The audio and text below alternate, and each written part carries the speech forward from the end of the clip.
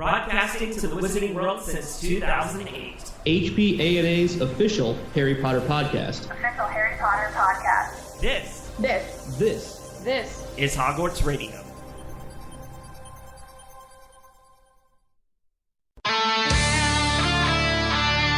This is Hogwarts Radio, episode 209 for August 19th, 2018. Hogwarts Radio is HPANA.com's podcast discussing all things Harry Potter, Fantastic Beasts, and the rest of the Wizarding World. For the quickest up-to-date news on the franchise, check out HPANA.com. Hello, everyone, and this is Hogwarts Radio, broadcasting to Harry Potter fans worldwide since 2008. I'm Terrence Pinkston. I'm Bailey Riddle. And I'm Luke Hogan. Our show can be found virtually anywhere online, such as iTunes, the Google Podcast app, Spotify, iHeartRadio, Stitcher, and other places where podcasts can be aggregated. It doesn't matter where or how you listen, just make sure to tap the subscribe button and we guarantee you'll have a new episode each Sunday. We also invite you to visit hogwartsradio.com for on-demand episodes of podcasts. While you're there, you can browse the site to learn more about the show, the people behind the microphone, and how you can become part of the team. Hogwarts Radio is also on Patreon. By pledging, you'll have instant access to many benefits, including exclusive merchandise, host vlogs, behind-the-scenes planning of the show, Hogshead Radio, and much more. Visit patreon.com/Hogwarts Radio to sign up today. Welcome, everybody, to episode 209, and we're joined this week from the Aloha Mora squad, at least two of them, Kat and Beth. Hey, ladies. Hello. Hey, sup? So, sup? We practiced that. Oh, okay. To make it clear, we practiced that. I thought it was like my use of squad in there. You know, you're like, sup, just the Aloha No, Mora that's squad. totally appropriate. We're a squad. Sup. T-Swift learns everything she knows from us. Have you opened the Dumbledore yet? You guys actually we're like have. 200 and 50? how many episodes in? Like 52 Yeah. is what's about to go out this weekend. Yeah, 252. And we try every time, but I don't know. I think like there's been a crack, but I'm not sure it's ever been fully open. Interesting. And for the Hogwarts Radio listeners that don't know, I was on Aloha Mora's 250th episode. So be sure to check that out. Wonderful discussion over there. Yeah, somehow we surpassed you in episode count. Like, how'd that happen? Well, I think we took like a year and change off. So, you know, that might have had just a little something to do with it. Maybe. Yeah, and we did podcasts literally weekly for 5 years doing the reread. Mm-hmm. So, yeah, we churned out a lot of episodes. So you guys are so whenever you started, you were the global reread of the Harry Potter series, but now that you've wrapped that up, what is it that you guys focus on? We're just reading more. We're rereading the reread. Rereading the reread. That's great. We also do topics kind of like this where we get to dive into specific topics. Yeah. So do you guys find yourself learning like still new things after rereading the series so many times? Oh, yeah. Constantly. Every single time. I don't think we would keep doing it if we weren't. It's true. I don't think it would be fun. That's true. Yeah.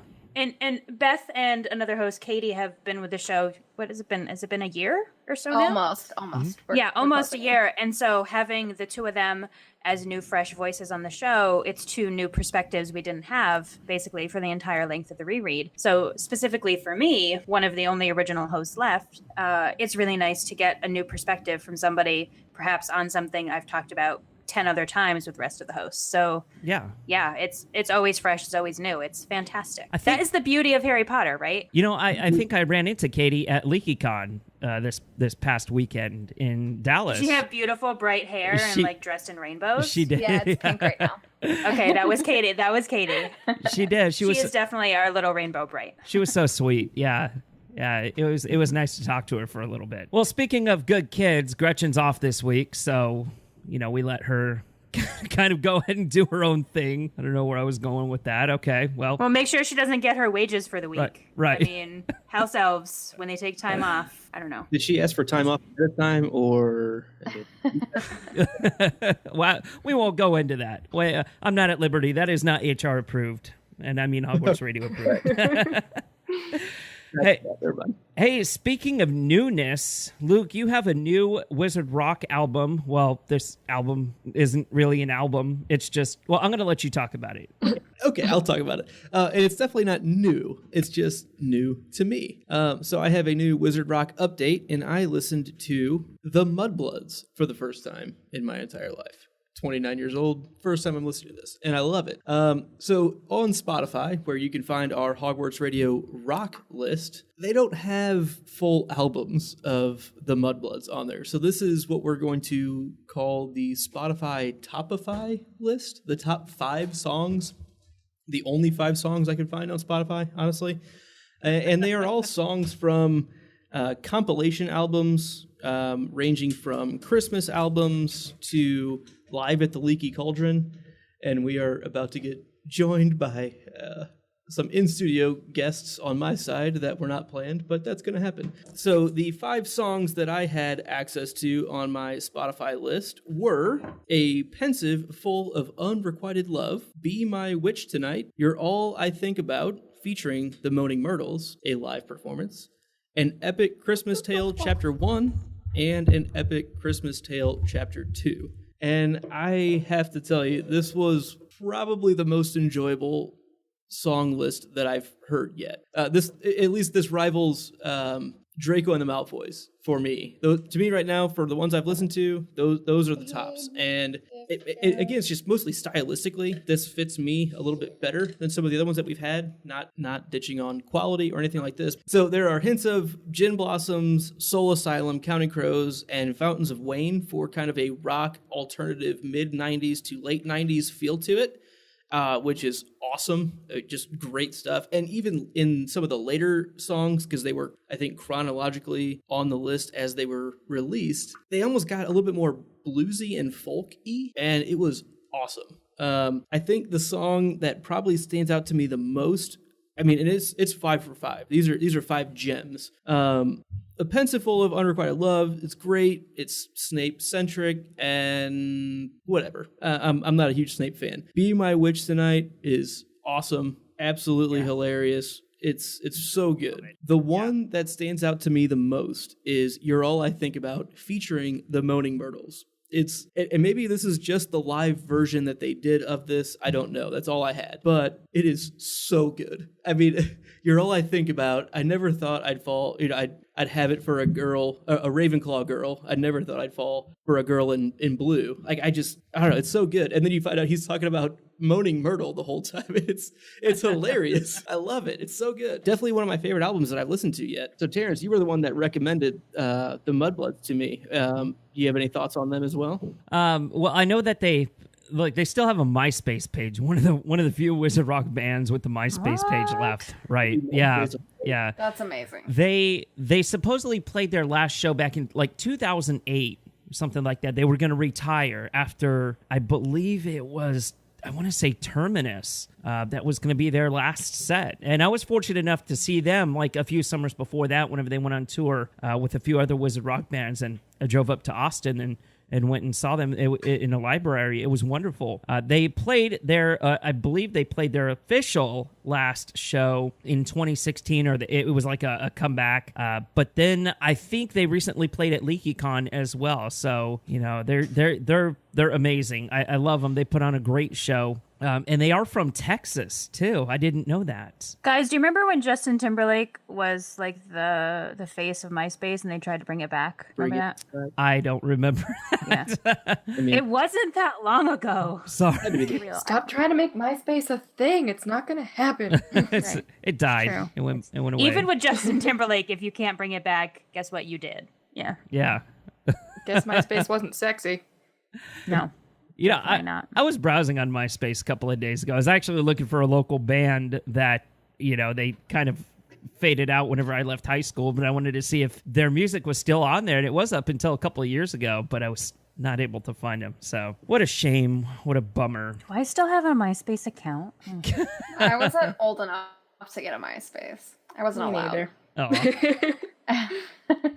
You can check out Luke's Hogwarts Radio Rock Spotify playlist every week and make sure to listen along with us so you can send us your thoughts. And we will be posting that link on our social accounts. And please do send in your Wizard Rock recommendations at Luca Ferocious and at Hogwarts Radio on Twitter with hashtag Rocklist, WROCK list, for suggestions on which Wizard Rock album and or artist I should listen to for next week. Say Wizard Rock recommendations 5 times fast. Wizard Rock recommendations, Wizard Rock recommendations, Wizard Rock recommendations, fuck. Yeah, exactly. So you can't do it. Yeah, I was impressed up until that last one.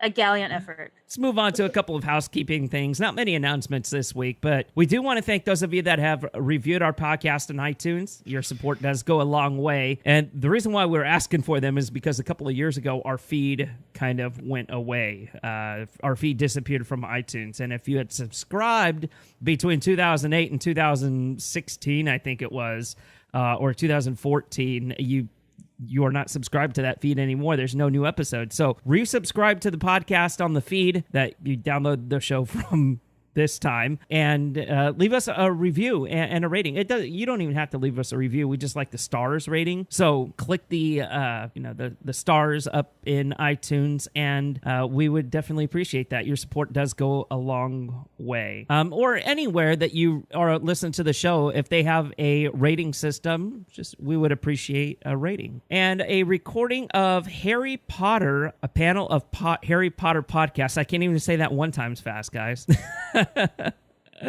Is now available for third-year patrons.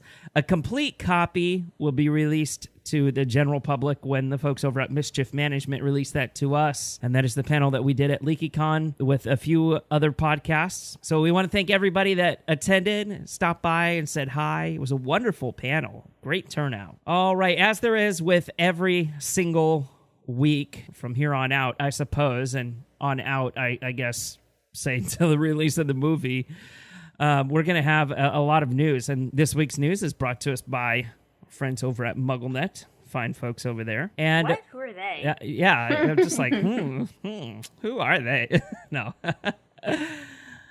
But we're going to kind of split this up. Since Gretchen isn't here, we're just going to kind of alternate stories. All right, so we have Trivial Pursuit World of Harry Potter Ultimate Edition is here. This brand new game will feature 1,800 questions about all 8 of the Harry Potter movies. Players will be able to travel around the board with house mascot movers and answer questions to collect wedges, just like in the original Trivial Pursuit game.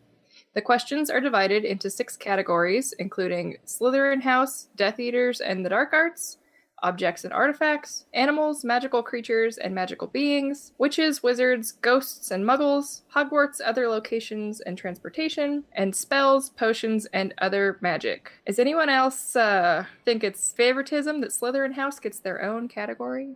I think it's awesome. So I have this game, and first off, I want to tell everybody that it is actually challenging. Oh. And which is so refreshing from the previous version of this game that was just so disappointing. Yeah, it was like, what's Harry's last name? And this one at least asks what his middle name is, so it's a little harder. But no, I think it's awesome that the Dark Arts and the Death Eaters get their own category, but why is Slytherin grouped into that? Hello, stereotype. That is absolutely the first thing that I thought of when I saw these categories. I was like, okay, well, maybe if the other 4 houses were also split off, like one, very, very subjective, that's all Slytherins are bad, right? And that's, I am very, very much on a soapbox of houses are equal, like good people come from all of them. It's just this range of story that we have, that there's a lot of bad eggs in the Slytherin house. But when you lump them directly in with Death Eaters and Dark Arts, like it's too easy. Well, I'm glad. No, but the game is actually hard. So I mean, okay, I won't use the word hard. Tricky. They ask behind the scenes questions from interviews and stuff, guys. Like there are some legit questions where I was like, I don't even think I've read that interview. Like I have no effing clue what that answer could even possibly be. So it's a great game for hardcore fans. Definitely. Yeah, I think I remember, this is probably an exaggeration, but one of the questions was like, what did Stuart Craig say at 3 minutes in on that DVD that nobody can get their hands on because it was released 20 years ago? Like, I just have no idea. Highly recommend for hardcore fans that are sick of regular, quote unquote, easy trivia. Yeah, I'm glad. I'm glad because the first version of this was absolute, like you were saying, absolute garbage. Yeah, and this one has an actual board. It's not just cards in a stupid triangle box. So this one's nice. I love it. It sounds like we need to do a cross-podcast trivia game. That sounds amazing. Like maybe teams and or... Challenge accepted. But how do we make please. sure we don't cheat? Okay, we're going to have to do videos with like hands up in front of the video the whole time. Hands up. No Googling, no yeah, let's cheating. do it. Let's do it live. Yeah. Absolutely. That sounds amazing. Yeah, I challenge extended. Yeah. And you know what? We will. So maybe we turn this into like a charity thing, and maybe we can collect money. Like, is that gambling? If people donate money, depending who they think will win. I don't think so. Is If that it's going to a gambling? good cause, I don't That's think it's illegal. gambling. It They're not doing charity. it. Yeah, they're not doing it for their own gain. They're doing Right. it for a good game. I'm just that might be illegal. I don't know. So maybe let's not. We'll talk about it off air, but Always trying to figure out how I can. let's get as many people involved in this as we can. Yeah, we'll have to revisit that. We'll see what we can come up with. But that does sound pretty exciting. Well, let's move on. We have a rumor, because we don't talk about those enough. New Crimes of Grindelwald Funko figurines, huh? And then what is Matago? Is that how you pronounce it? Matago? Yeah, because I think it's a French animal, and the T is usually silent, like Voldemort. It's a Matago. Okay, I got this. Oh, oui. Yeah. Really? Let's stereotype our French listeners. That's great. Hey guys. Je m'appelle Terence. Parlez-vous français? No? Okay. So we have a picture of the figures that we obtained from another website that has been since removed, and it includes Newt Scamander, Albus Dumbledore, Gellert Grindelwald, which bears a striking resemblance to the Grindelwald figure released last year as a New York City Comic-Con exclusive. Now, the group is routed out with 5 different beasts: Pickett, which is a Bowtruckle, a pair of baby Nifflers, ugly-ass little things, a Thestral, a Chupacabra that does not look... You really feel. It does not look like a Chupacabra, guys. And a Matago. The most exciting information that we can learn from that particular image is the name Matago, which we believe to be the cats that we see in the trailer. In MuggleNet's exclusive interview with Dan Fogler, he was asked if he had any information about the beasts. So Dan said, yeah, those are the Egyptian cats. Yeah, they look Egyptian. They look Egyptian. I wasn't involved in that part of the movie, so I don't know what those are, but yeah, they were pretty funky. And if indeed these cats are called Matagos, then this is the most information we've had about that particular beast. Several sources report the Matago to be a creature of French folklore, and we'll talk about that in a minute, but not to overlook the other Funko Pops, but I like it. My favorite so far is Dumbledore. I mean, Yumbledore is always going to be my fave. Oh my gosh, are you one of those? Oh. Okay, listen, I've been crushing on Jude Law since I was like 10. Okay. So, yes. I am not... Okay, also, I just want to lay a claim also on Oscar Isaac, who I've been in love with since Inside Llewyn Davis. I guess I just find them first, and I claim them in their mind forever. Mm-hmm. But yes, I am a Yumbledore big fan. Big fan. I'm most excited for the Pickett in this group. I think he's really cute. I do love Pickett. Was it you who said he's going to carry it around in your pocket? No, that was No, but I agree. yeah. Is it just me that these 5, or I guess what's the very last one supposed to be? They look like ice climbers from Smash Brothers Melee, but they look like Pokemon, like the other 4, right? I mean, this just looks like, oh, here's 4 Pokedex entries. Yeah, like that's the problem with the Pops, right? Is 1, I think they're hella ugly, and 2, like those don't look like Pops. They're just like regular plastic figurines. So, yeah. Please note that they never look as cool in the photo as they do in person. So I'm excited for these for sure, but I collect them. So the Pickett one will be super cute. I totally agree. The Thestral, I don't know. I'm kind of dying over the Thestral too. That's really cute. Yeah, I think all the creatures will find their way to my shelves. yeah. I don't own. I have never purchased a pop, although I have the Fantastic Beasts #1 Newt Scamander pop that I've been saving since Comic-Con 2016. I meant to get Eddie to sign it at the premiere the first time. I'm going to bring it the second time this year. That's a cute idea. I think we're going to give it away or auction it off. Oh, yeah. But I've been holding on to it for 2 years, and everybody's like, "Oh, look at your cute Funko." I'm like, "That's not mine. It's not mine. It will be someone else's. It will be, hopefully." So what about this Madigo? So Dan said it's basically Egyptian.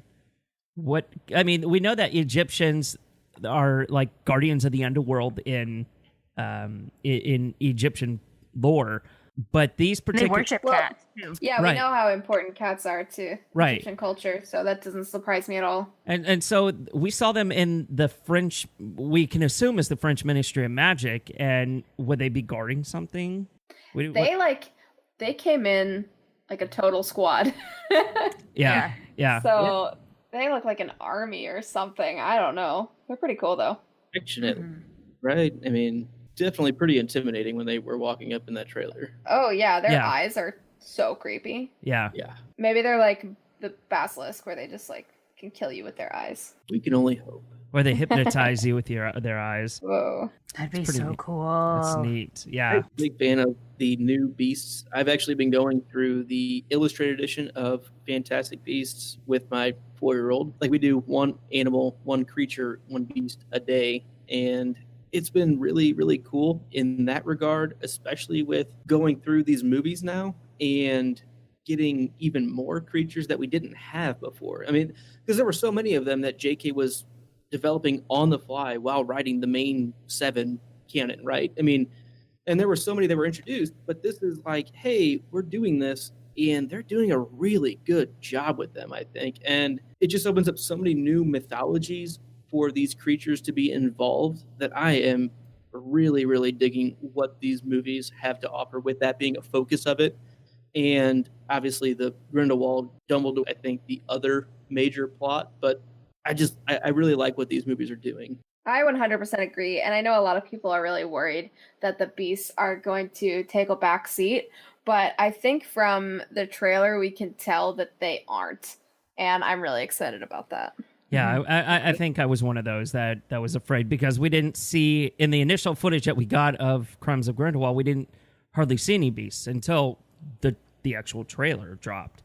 So I think that's intentional, because they wanted to start highlighting how the story was going to get darker and how Grindelwald was going to have more involvement.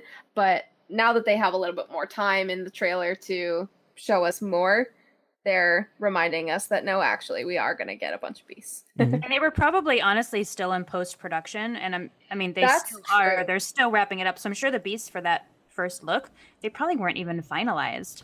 Like, knowing Warner Brothers the way that I do, those baby Niffler pictures that were released. Yeah, those aren't done. Right, those sure. are still concept art. So I guarantee you that even what we see in that trailer probably isn't done. It's probably still being tweaked. That's true. Yeah, I agree with you, Terrence, that I think they're really ugly. But I'm also not that worried, because I don't think that's a final image. Kind of going off on a tangent here, but let me ask a question, Kat. Have you received any kind of reports that there's been a screening of this movie? Nobody that I know who's working on the film has seen it. Okay. So last I heard, just before the trailer and everything dropped, is that they were still working on a final edit. So okay. I don't think so. The reason why I was asking is because I ran across a Twitter account the other day, and the guy, I don't know how credible it is or not, if he has or he hasn't seen it, but he said that he saw kind of a screening version, kind of like what they did for Half-Blood Prince and Deathly Hallows Parts 1 and 2, was they screened it to a crowd in Chicago. So I'm kind of wondering if they had done the same to kind of, since they aren't still in post-production, to kind of get the opinions of the audience to see if they really need to make any drastic changes before it goes into a final edit. I don't want to assume that this will be the case for this one, but MuggleNet has always been invited to those, and we have not had an invitation. Interesting. And I'm not assuming that doesn't mean anything, but right. tend to lean toward that it does. And speaking of the movie itself, we just got a new photo from Entertainment Weekly, right, Luke? Yeah, so we have a new Crimes of Grindelwald photo, and it seems like it kind of hints that there may be some complicated relationships going on here. I mean, clearly, the photo that we have, which is an Entertainment exclusive, is showing Theseus, Lita, and Newt kind of all squaring off in this triforce of wills. And I think this is going to be one of the more pivotal character development things that happens in this story. Obviously, this is the first time we're meeting Lita. This is also the first time that we're meeting Theseus. And I think we're going to start getting a lot of, one, Newt's background is at school and with his family life, which is very evident from the trailer, and how we very, very clearly have a pretty complicated relationship going on between these brothers, and we don't know if they're actually on the same team, right? Yeah, there's been a lot of theorizing about what this relationship is like, and the most prominent theories that I've heard is that they don't have the best relationship, and I think this picture supports that. Especially with all the theories about Theseus's relationship with Lita. With her standing in the middle of the two of them in this photo, I think it's pretty clear that that's gonna be a focal point of the movie. Yeah, you're probably right. I mean, we see in the trailer that scene with Newt and Theseus working together, so I have faith that they work through it, and I hope that it ends well for them. But I think at the beginning of the movie, they may not be the closest BFFs. I have a really strong gut feeling that Theseus is going to kick the can. I think, knowing Joe, they're gonna reconcile whatever it is that's going on between them, and then Theseus is gonna die. Percy and Fred. Perfect. Yeah. Great. Which is fine. I have zero attachment to Theseus. He's super cute. Like how he is, yeah. Super adorable. Yeah. And I've been told he's really nice, so I'll be really sad. But really, almost if you think about it, every Potter film has this too. There's that one character who's like essentially only in that movie. And I think Theseus is probably that for Crimes of Grindelwald. That is kind of why I don't think he's on the chopping block.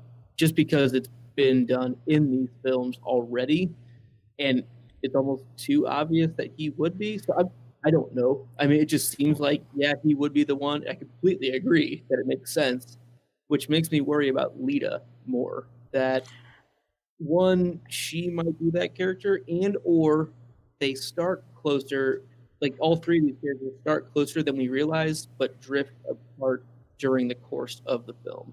No, see, here's what's going to happen. You're going to have Theseus and Lita, who are together, right? Mm-hmm. Newt and Theseus butt heads, whatever. Towards the end, they become friends, and they are, like, amicable towards each other, whatever. And Newt makes up with Lita. They have that whole talk where she says, you only love monsters, or whatever the quote is.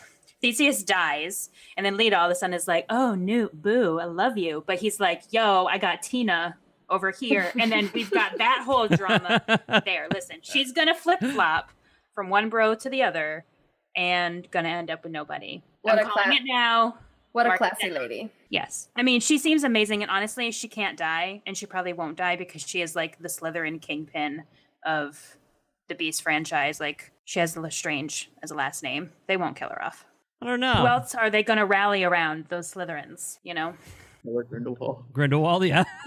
No, I don't think so, because unfortunately, people can't support the character because of the casting, or won't support the character because of the casting. So I think Lita's going to be the Slytherin kingpin. Do we think that Theseus could be a Slytherin? We don't know his house, do we? I don't think we do. Mm-mm. That picture, it's hard to tell what color tie he's wearing. He's not a Hufflepuff. We could say that. I mean, it's not obvious. Mm-mm. It's true. Yeah. You look great. I love those jackets.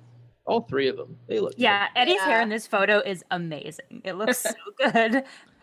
It reminds me of the Thunderbird for some reason. Just like all the wings of the Thunderbird. I mean, all the feathers of the Thunderbird. Yeah. I totally feel majestic hair. Nice. I love it. There's so much character built in just the way they look. And maybe that's something you can kind of take from this is, Eddie Redmayne, Newt is more wild and free. We know that about him.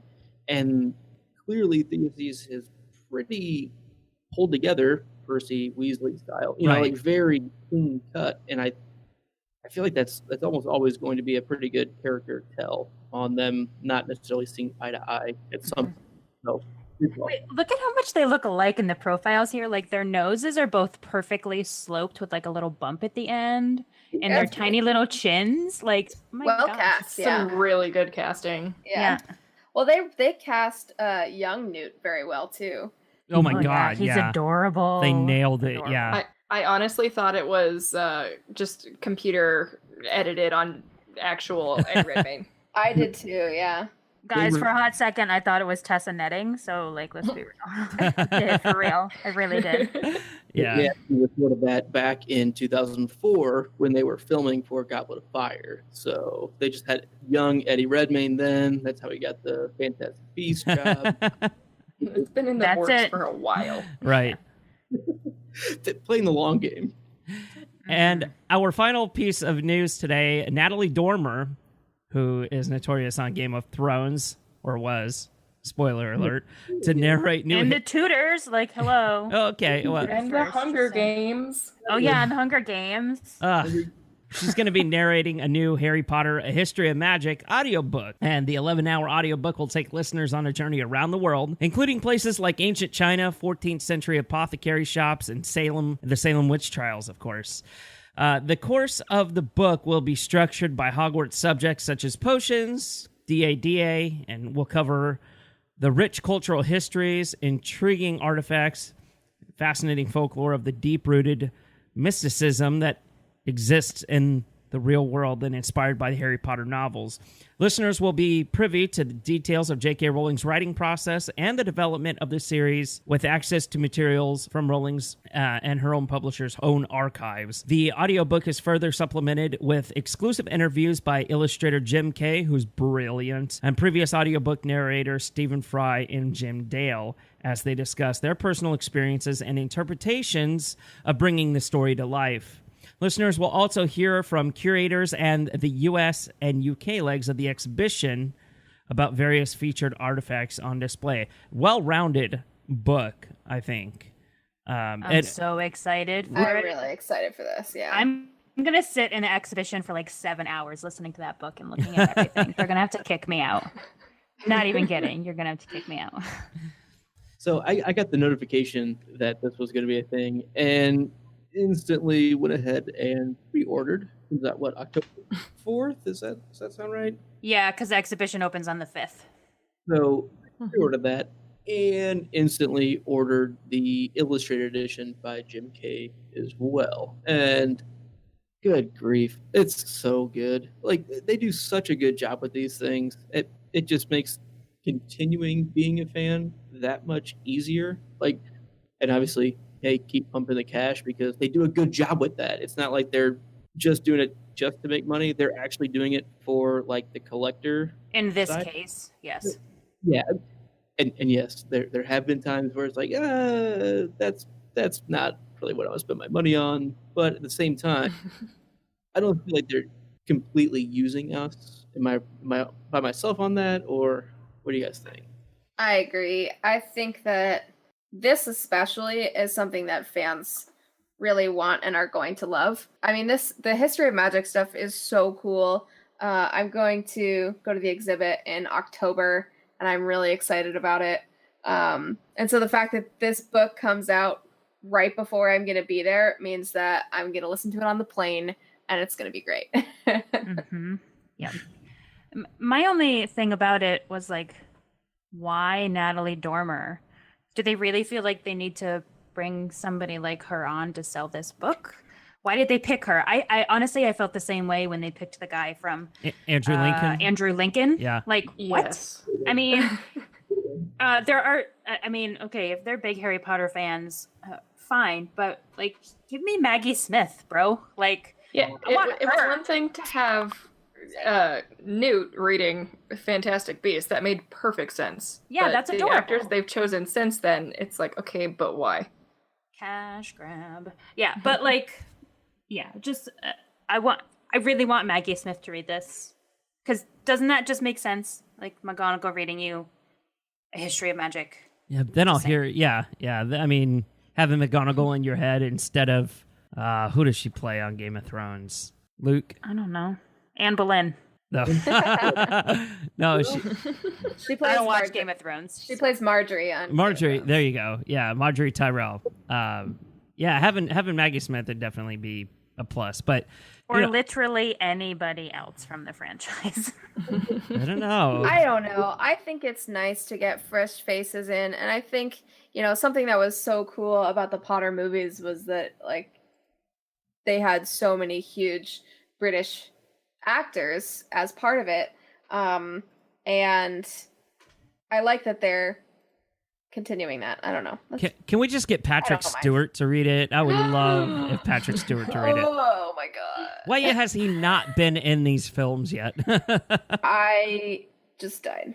Okay, well, that is all the news, and we're about a little over half an hour into the show today. We're going to move into our main discussion, which we're going to break up into two different parts, and we're continuing our Marauders series. This week and next week, we're discussing Sirius Black. This week, we're going to try to cover his personality and relationships portion of this. I mean, Sirius Black is so complex. Yeah, perfect. He's so complex that it's going to take 2 episodes to cover him. So I'm excited for that because it allows us a chance to do the character justice. Let's start out and talk about who he is. So Sirius Black, a.k.a. Padfoot, is his Marauder's name, was born November 3rd, 1959, and he died June 18th, 1996. He is a pure blood. He attended Hogwarts from 1971 to 1978. He was a Gryffindor, and his animagus was a big black dog. I added the big, but it's just black dog because he was huge. That one of you.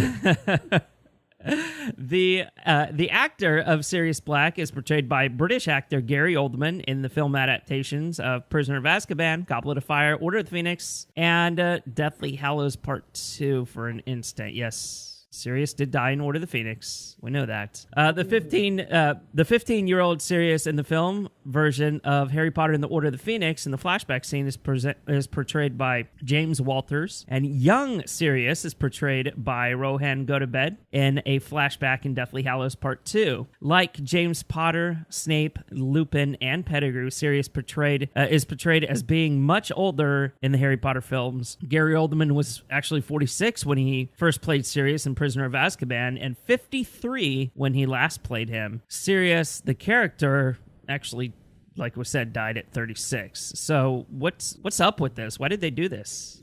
How canon are their ages? I mean, I don't. That's definitely not book canon, right? I mean, we don't know specifically how many years before. I'll call it Harry Potter night in the night that Voldemort died. We don't know how many years that was after Lily and James graduated from Hogwarts, right? All I do is book canon, so that's what I'm here for. No, that is book canon. It is, though. Yeah. It is what? Book canon. They're, what is it, like 2021? 21. Yeah, when they pass away. Wait, where was that? I actually don't remember that at all. I think there's a lot of assumptions. I'm pretty sure it's either Lupin or Dumbledore. I'll Google. Keep talking. Okay. I would love to know. So, so getting back to the whole older actor thing, I mean, why not cast somebody a little bit younger? Because it's Gary Oldman. Okay. Honestly. And also, Wow. kind of had to match Alan Rickman's age at the time, right? I mean, once they picked Alan Rickman as Snape, they had to almost pick Lupin and the other Marauders at a very similar age to that. Yeah, definitely. That's true. Mm-hmm. Yeah. Okay. Not that they do a good job explaining that in the movies, that they went to school together in movie 3, but we'll leave that alone. I also don't feel like Gary Oldman looks his age in these films. He looks much younger, so I don't think that it's necessarily that big of an issue. That's really true. I agree. And like also, like his character is supposed to be pretty ragged when we meet him, right? I mean, he's supposed to be, oh wow, he has spent a hard 12 years in prison, and this is how we're introduced to him. That's not the kind of thing that's going to just fall away.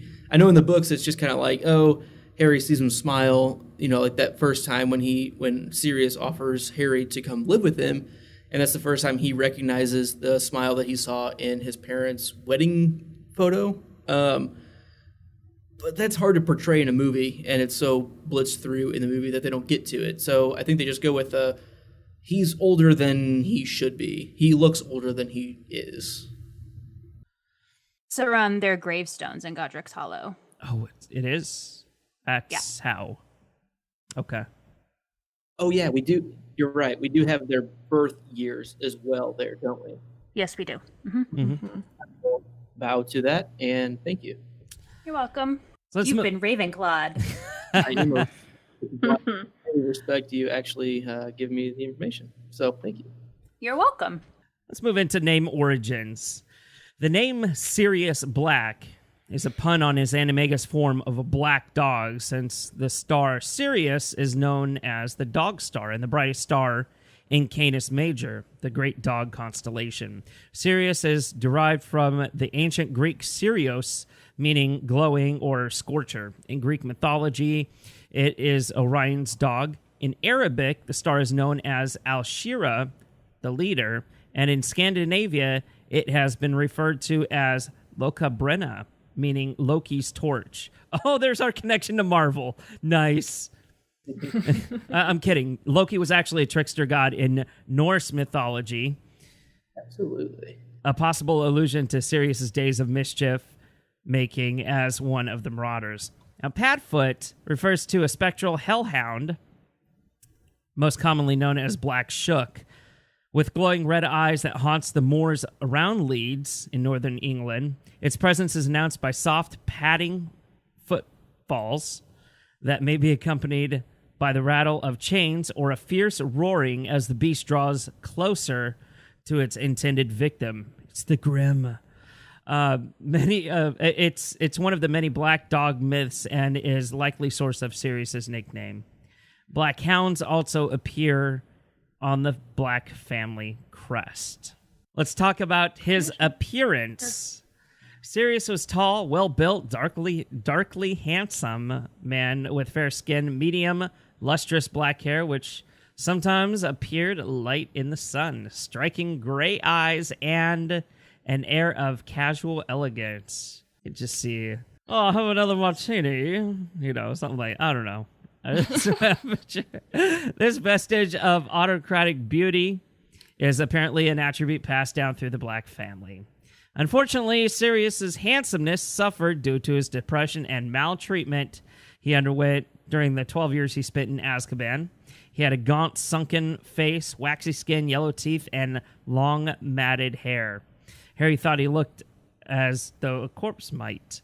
By November, after his escape, he visited Harry in the common room fireplace and was described as having short, clean hair and a fuller, younger face. However, by the next spring, his condition deteriorated, and he was back to a state that was only slightly better than which he had been in a year ago. Unshaven, a faint scent of stale drink around him. He didn't bother to change his clothes at night, presumably a result of his imprisonment at the home he utterly despised and his conviction of his apparent uselessness. He was also branded with a series of tattoos over the arms and chest. Death, however, seemed to restore him to the peak of his good looks and vitality. His spirit was described as tall and handsome and younger by far than Harry had ever seen him in life. He loped with an easy grace, his hands in his pockets and a grin on his face. So he definitely suffered in Azkaban, much as people do. I mean, Bellatrix didn't get any better. Yeah, no. Right. I mean, I feel like she probably get better in her own mind. That was great. I think Bellatrix thrived in Azkaban. Let's be real. So I had kind of a comment on the tattoos that Sirius got or was branded with in prison. We don't have a whole lot on his actual days in Azkaban, right? The movies add the tattoos. I don't know if that's a book thing. I don't think it is. So the tattoos that were added, my other podcast literally just went through our movie 3 podcasters commentary on movie 3, and one of the Amazon Prime Video X-ray comments was that the tattoos that are on his arms are like Russian gang symbols for whatever reason. And yeah, I mean, I'm sure that's what it is. I don't think there's anything else like specifically as to why that is, but like thinking in canon, like why he would have tattoos, I just don't think there's much of a courtyard scene. Like there's not much. I don't think they get too much outside time at Azkaban, you know, like I don't think there's much humane treatment, because the only way you're going to get, not that I know from experience, the only way you're going to get tattoos in prison would be from like other inmates, right? I mean, the Dementors aren't going around tattooing people, and I mean, unless you pay a little extra. They'd probably just look the most dramatic. Yeah. There are no tattoos in his canon description.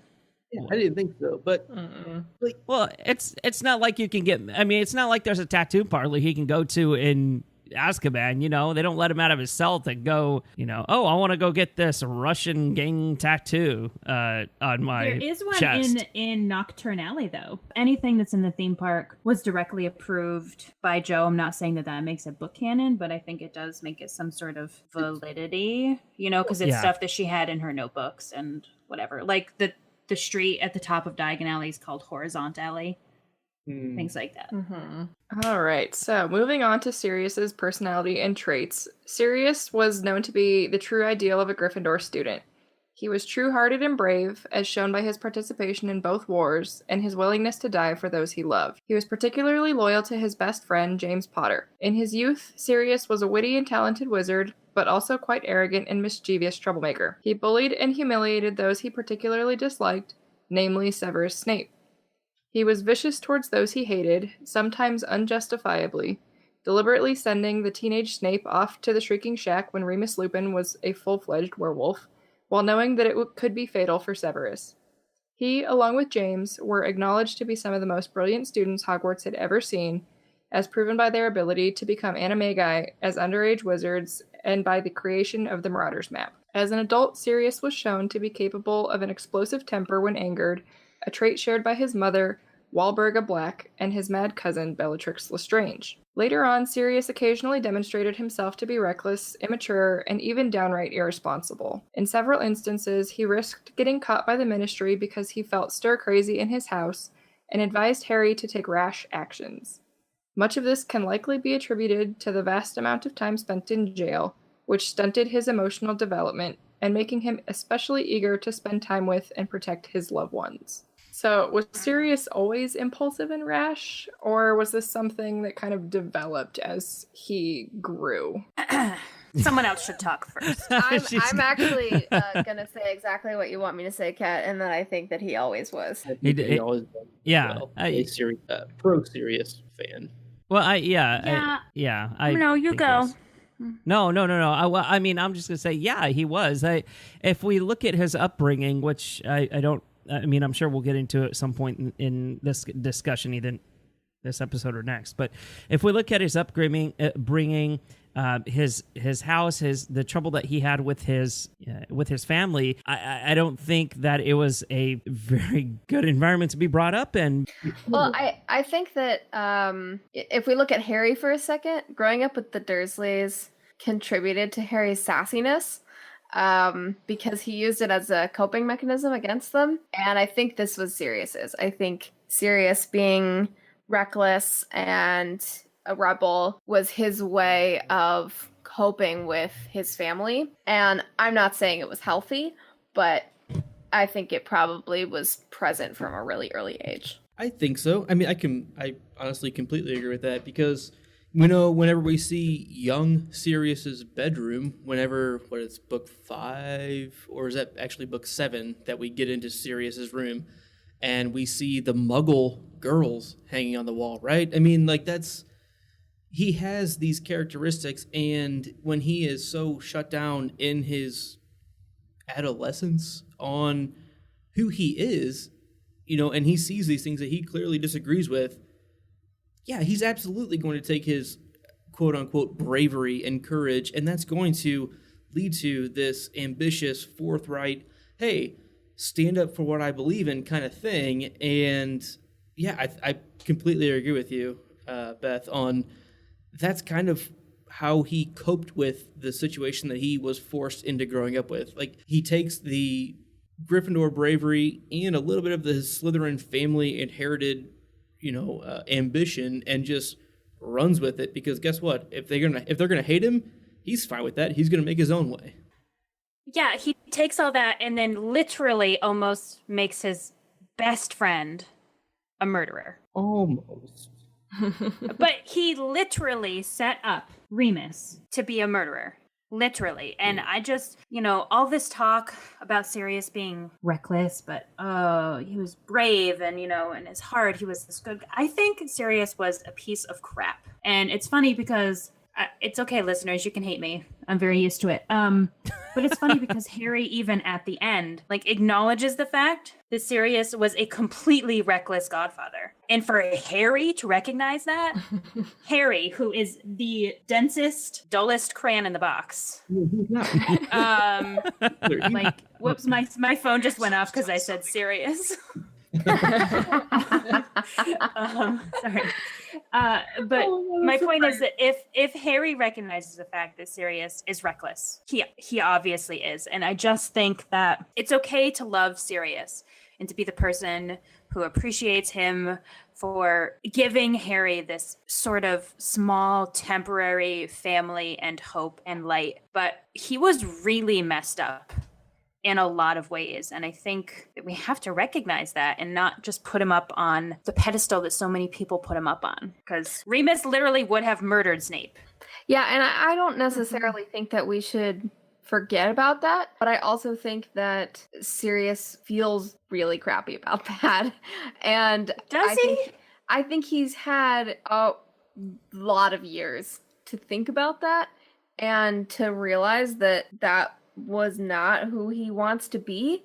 And being in Azkaban must have been so weird because he's going to be there his whole life. And so thinking about who he wants to be versus he'll never get to be that must be really, really demoralizing. So again, I don't think we should let him off the hook for that. But I also don't think that if he feels remorse for it, that we should, hold it over his head for his entire life. And the things that he did with Harry that maybe he didn't use the best judgment or whatever, I just feel so strongly that he never had a chance to reacclimate to the world. I think that takes longer than we're allowing for him to have. Yeah, there was no rehab system. It was no halfway house. He was in Azkaban for 12 years. He was incarcerated for 12 years. Most of that, I'm willing to bet, was solitary confinement by himself for 12 years. Basically was alone again for another year, and then cooped up at home for another year after that. So, Kat, I know it really seems like we're attacking you here, but I actually have a thought that I didn't expect, that I'm going to be on your side here for a second. So bear with me. This is new to me.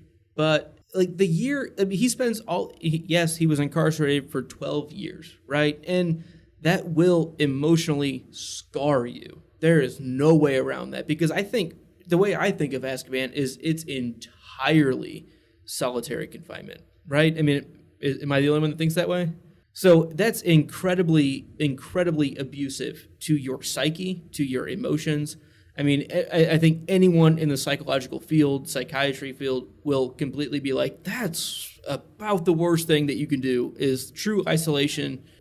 It's like isolation put to the infinite degree, because then they also add in this super ridiculous, hey, your life is the worst possible life that you could possibly have.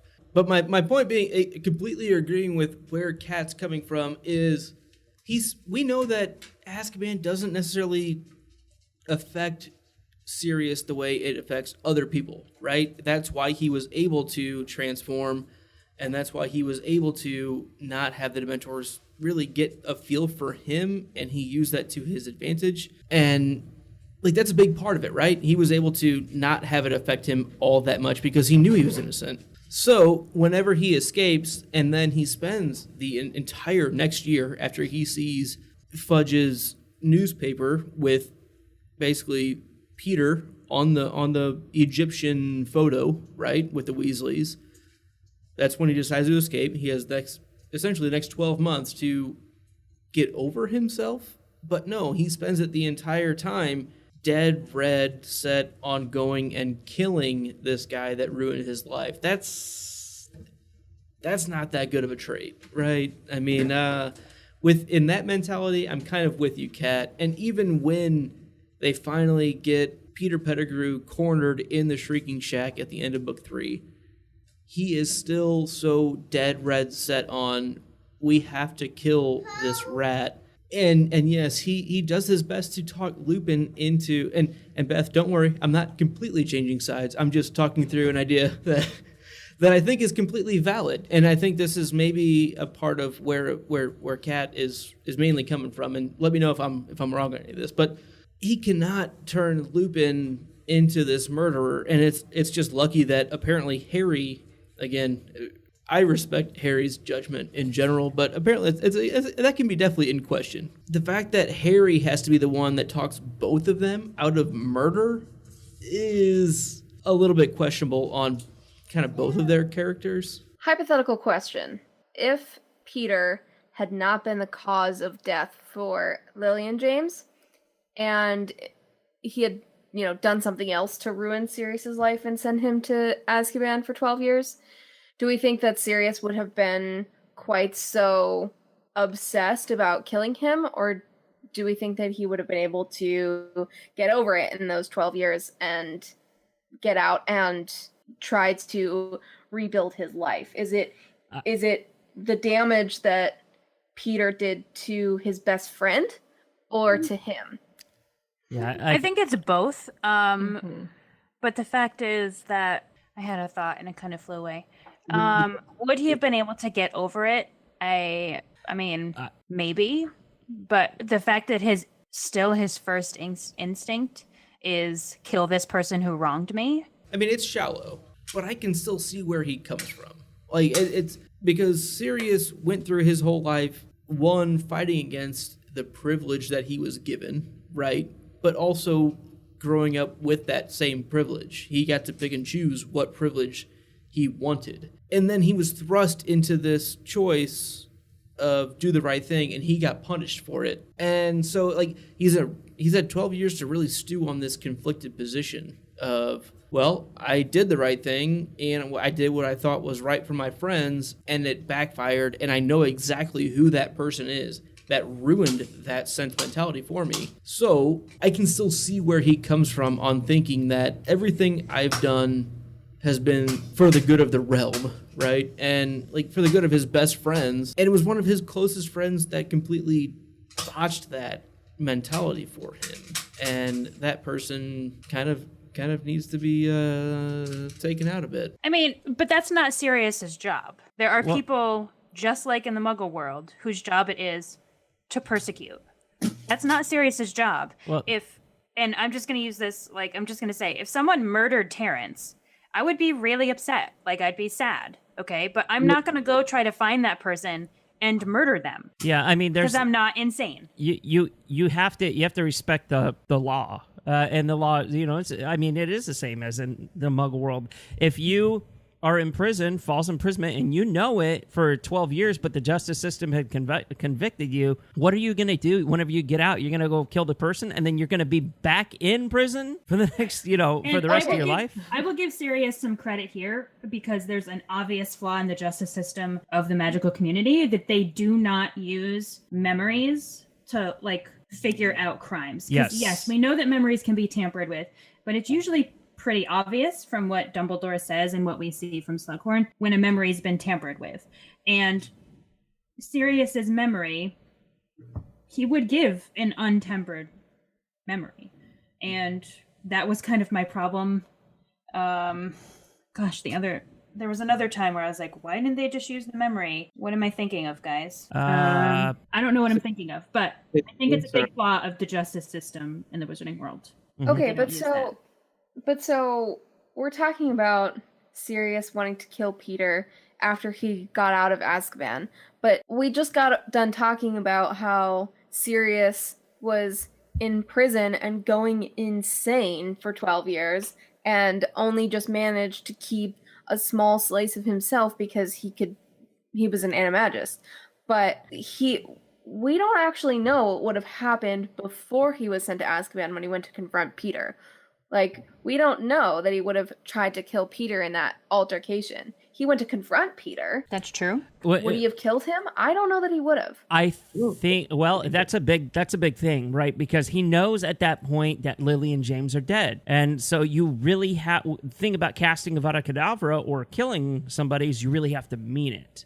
And so I think that would have been enough for him to be able to cast the curse, really mean it, and kill Pettigrew. I maintain that, and again, it sounds like I'm like super defending Sirius. I think that he did a lot of messed up stuff, and I don't think that he should be let off the hook for most of it. But I don't think that Sirius forgot about Harry. I think that he went to confront Peter, and he would have returned to get Harry and to take care of Harry. And I think he was thinking about Harry that whole time.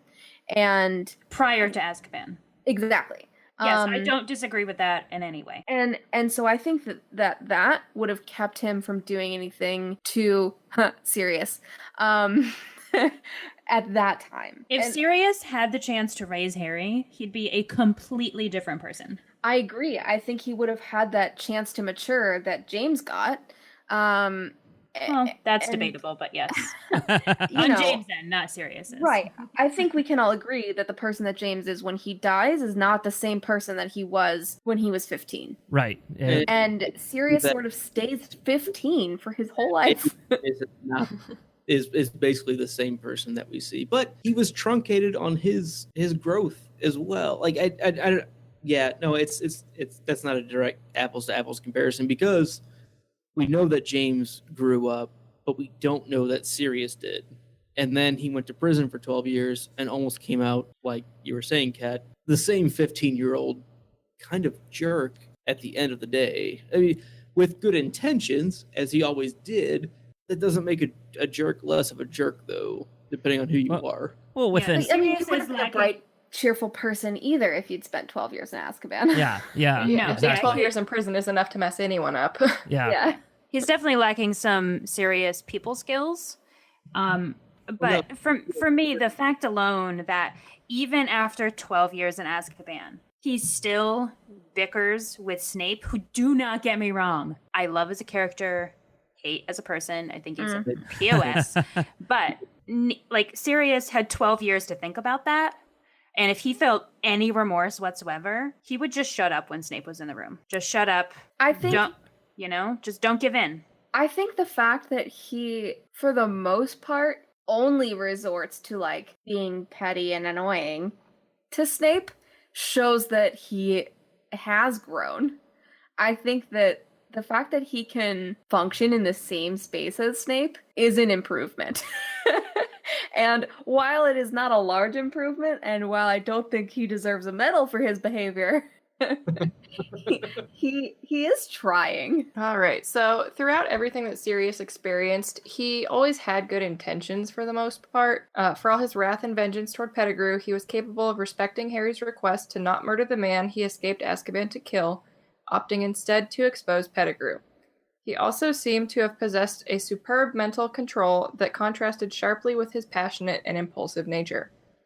Besides all of this, Sirius seemed to have some traits related to his animagus form of a dog.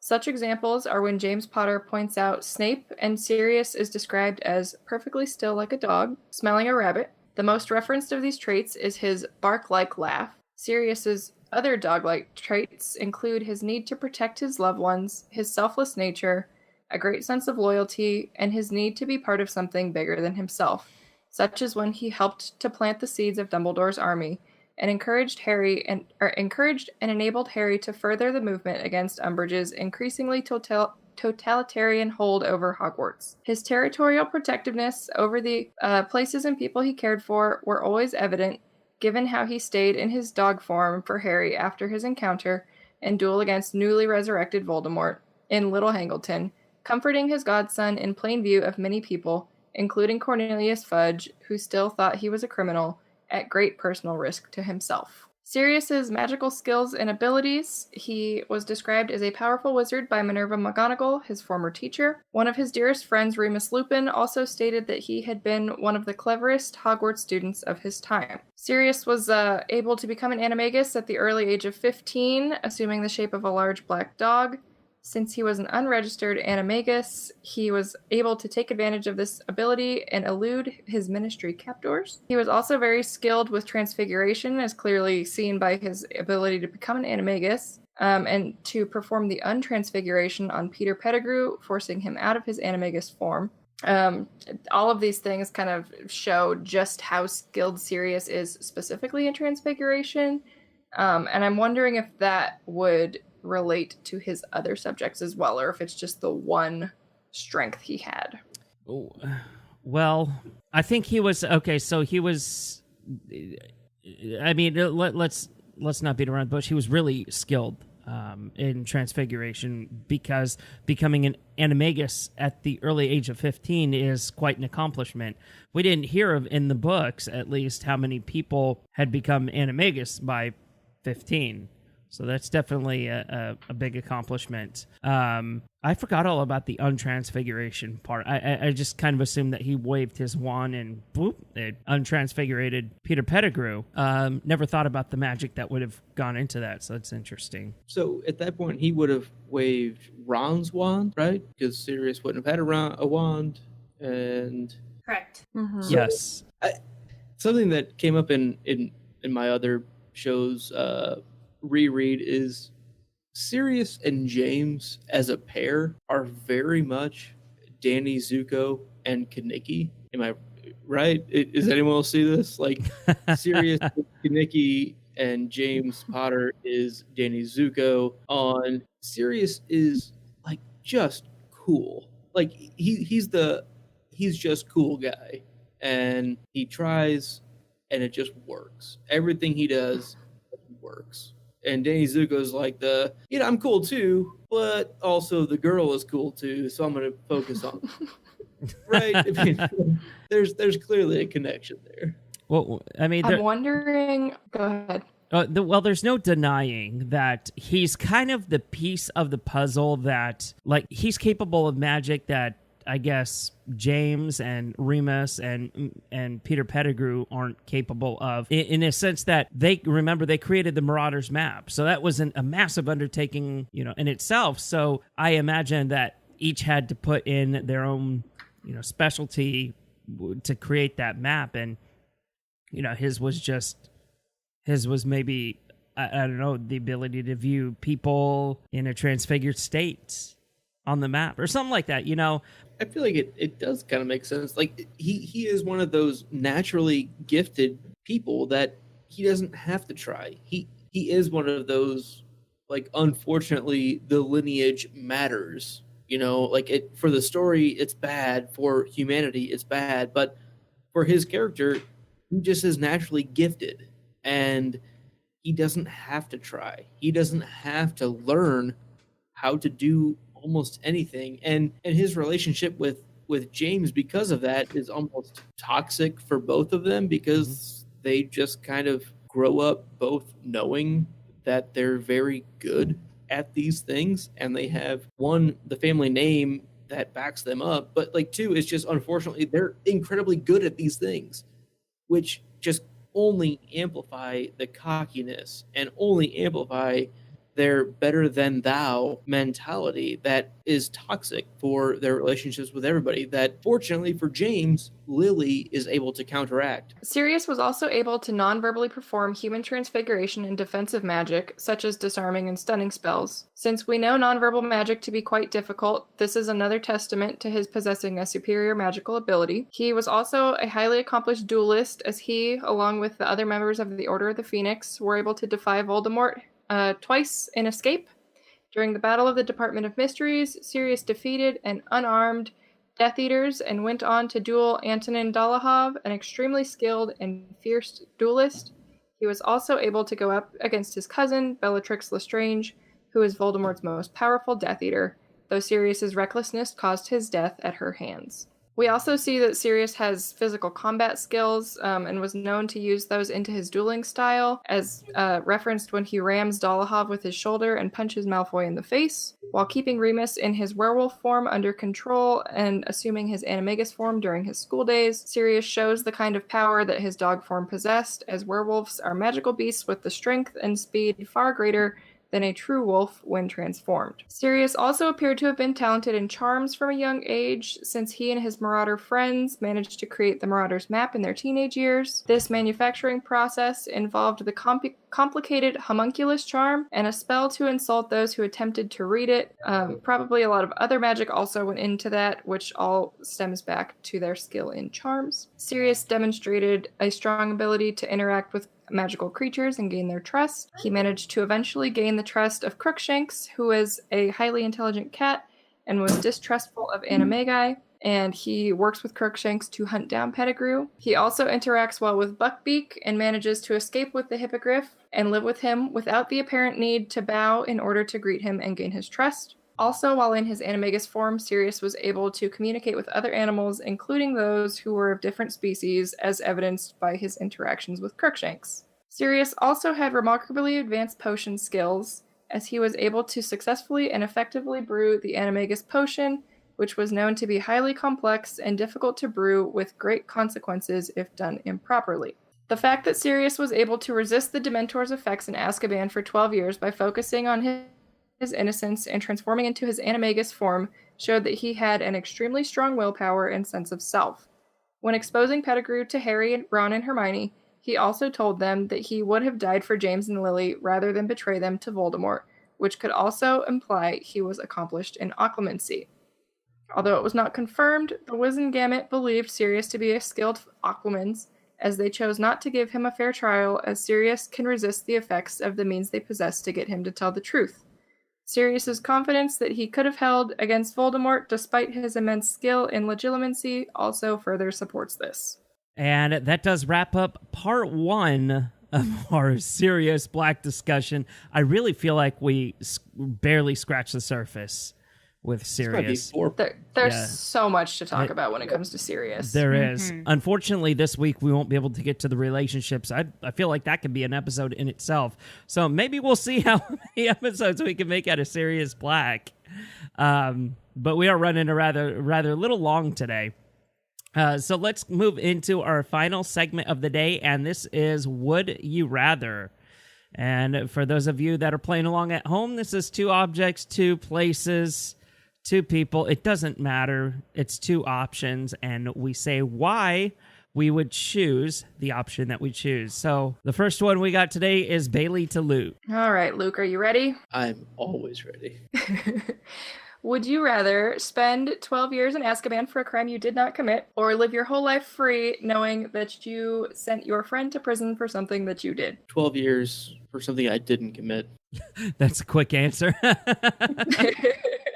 I would, honesty is the only policy. And if I did the crime, I wouldn't do the crime, for one. But I could not sit by and knowing that I set somebody else up, especially somebody that I cared. No chance. I would rather do time for somebody else than have that on my conscience that other people could potentially know that information for. But my own personal conscience, no way. I wouldn't put that on somebody else. If I did the crime, I'll do the time. But that's where I'm at with it. All right, Beth, are you ready? I'm ready. Might be an easy one. I don't know. We'll see. Durmstrang or Bobaton? Ooh. Well, I took French in high school, so maybe that would help me a little bit. Although I don't feel like I got much out of my French education. So, I guess I'd probably pick Bobaton. But yeah. It's really, really, really convincing. Durmstrang, I think the guys would be hotter. And I've been single for a while, so the guys at Bobaton seem pretty snotty, so they do. They're very stereotypically French, aren't they? Yeah, for sure. Well reasoned. All right, Kat, you ready? Yes, ma'am. Okay, so I know how much you love Sirius, but I also know how much you love Snape. So, would you rather be roommates with Sirius or Snape? Sirius, hands down, because I would kick the crap out of Snape. That's so easy. Like, Snape's emo, melancholy BS. No. Sirius at least knows how to party. I read it wrong in the document. I thought I was giving to Kat, so I'm like, heck yeah, I got a real good one about Sirius and Snape, and then I was like, oh wait, I read that incorrectly. No. Sorry, it's my turn to ask you, Terrence. Uh oh. So no, this might be like a head scratcher though. So we know that Sirius was the only Gryffindor in a family of Slytherins. Mm-hmm. So would you rather be the only person in your family who's not sorted into the same house as everybody else? Or would you just be perfectly happy to be, okay, I'm phrasing this incorrectly. Would you be okay with or not okay with being sorted into a house totally different from your family? Do you know what I'm trying to get at? I cannot phrase this. No, I got you. If you were a Weasley that got sorted into Slytherin, Yes. Are you okay with being the only singled out person in your There you go, the odd man out. No, I got it. Cool. Okay. It's badly phrased. I'm sorry, but you know what I'm saying. Yeah, no, I got you. You did a good job. Woo! Well, I'm always kind 11 of 11:00 at night. I'm always like a little bit of a different color, so I feel like that I would be. I feel like that I would like to be the odd sheep, the black sheep in the family.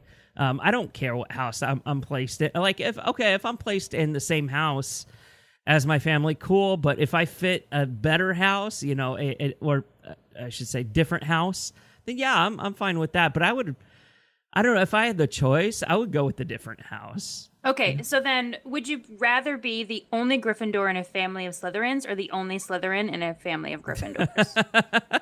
I feel like that's what you were actually trying to get at. Yeah. I mean, probably. Working towards. I don't know. Probably. I think Terrence had to articulate so that I could articulate. It's kind of hard to answer this question because I am a Gryffindor, and I would very much choose a Gryffindor, choose to be in Gryffindor if my family was all Slytherins. But I mean, I guess that's the answer I'm going with. I would rather be the Gryffindor in the family of Slytherins. That would be fine by me. Yeah. Okay, this one is to Bailey. Bailey, would you rather spend evenings with Snape discussing on how much he dislikes Sirius, or an evening with Sirius discussing on how much you dislike Snape? Ugh. I'm so glad you didn't ask me that. That was my question for Kat, but I'll go with this one. Yeah. Okay, Sirius hating on Snape. Sorry, my dogs are barking in the background. Come on, Sheldon. Come on. Okay. This is a tough one. I can't decide. Is it? I feel like it would be much more fun to spend an evening with Snape and discuss how much I hated Sirius. Yeah, totally the right answer. Totally the right answer. Yeah. Snape is so good with the insults. Like, if you need a bitch fest, he's your man. And I'm imagining, like, the Snape's Diary YouTube video. Yeah. Yes. Oh, yeah. Dude, totally. Snape is such a vlogger, right? I mean, that is absolutely his He's the epitome of a moody teenager. Yes. Like, get over yourself. But no, because that's his brand. Turn to timestamp 394. 394. That was fun. That's always a fun game. I think we play that almost every episode. But wonderful stuff. Please use the clip that is me sounding not like an idiot when you do post-production, okay? Okay. It's like a little bit of effort, but we'll manage. All right. I love you, Kat. I'm sorry. It's okay. Dirt move. I can take it. I promise. Let's move to our final segment of the day. This is our Dear Smarmy Luke Hart. And Smarmy is in studio with us right now to read his latest fan mail. Hi, Smarmy. Welcome to your Google mail inbox. Storage. Save everything. With tons of storage space, you'll never need to delete an email. Just keep everything and easily find it later. Search. Find emails fast. With the power of Google search right in your inbox, you can quickly find the important emails you need with suggestions based on your emails, past searches, and contacts. Inbox. Arrange your inbox to fit your work style. Choose to see unread, starred, or important messages at the top of your inbox, or try Priority Inbox, which combines all of these. Go to the Inbox tab in your Gmail settings to make changes. Video meetings. Send messages and hold video meetings from your inbox. Chat with contacts and start video meetings with up to 25 people in Google Hangouts. Contacts. Bring your contacts into Gmail. You can import your contacts from other webmail to make the transition to Gmail easier. Happy emailing the Gmail team. My response to this, thank you very much. Dearest Gmail team, thank you so much for the warm welcome. It's always so great to meet my new fans. I frequently find that I am running out of storage space for all of my fan mail. So having an unlimited amount of storage will be immensely valuable, especially as I do tend to receive a large amount of correspondence from my beloved followers. I cherish each and every letter that the fans send to me and have them all saved. Being able to chat with 25 of my favorite fans will be something I know my fans will adore. It will bring an entirely new experience to my fans and help them feel as though they are here with me live and in person, which we all know is cherishable. With love from Smarmy. As always, for writing in, I will be sending a signed photo to you to treasure forever.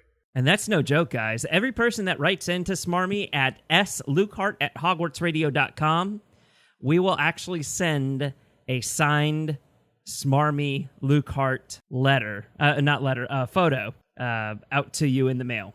And we are going to be sending one to the fine folks over there in Mountain View at Google. The Gmail team. The Gmail team.